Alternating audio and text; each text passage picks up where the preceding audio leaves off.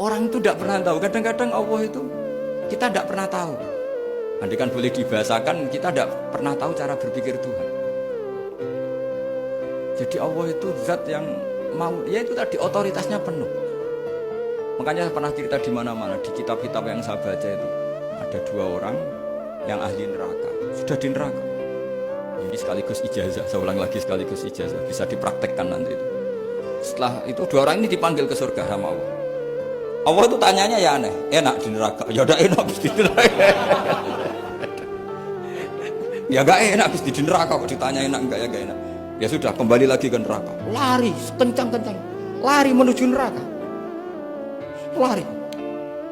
Sama Allah dipanggil lagi, loh kenapa kamu semangat? Ya Allah, saya ini kapok, saya ini trauma. Dulu ketika engkau perintah, saya ini lelet sekali. Disuruh sholat lelet, disuruh zakat lelet. Maka ini dengan perintah saya semangat supaya nggak ngulang kesalahan yang sama. Akhirnya sama dipanggil, ya sudah di surga aja, di surga. Karena semangat lari menuju neraka. Maka ini ijazah nanti kalau di mahsyar ya, kamu dipanggil, ayo masuk neraka, harus apa? Semangat, semangat. Harus semangat. Oke Gusti, semangat. Lah repotnya kalau nggak dipanggil lagi. Akhirnya barokahnya semangat itu dia di surga.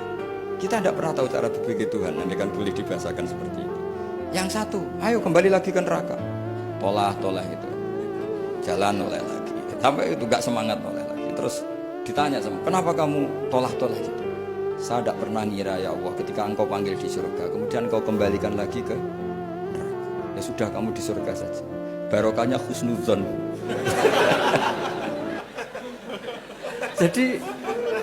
jadi Tuhan itu unik.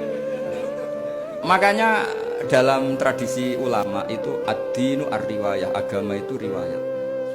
Sebagian diredaksikan inna hadzal ilma dinun fanzuru amman ta'khuduna dinakum. Agama ini, ilmu ini agama, maka lihat riwayatnya. Karena kita tidak pernah tahu cara berpikir Tuhan.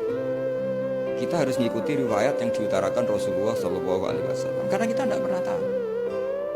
Kayak tadi ada orang diinjek, kita mesti kan terprovokasi ingin bela yang sujud menyalahkan yang injek.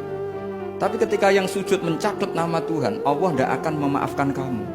Itu Tuhan tersinggung karena sifatnya direduksi satu, diambil satu, disembunyikan satu. Loh ada kan dia begini mungkin malah Allah maklumi. Saya tidak akan maafkan kamu. Enggak apa-apa Allah, kan saya. Kan tidak mencatat namanya Allah. Selama hidup saya tidak akan maafkan kamu.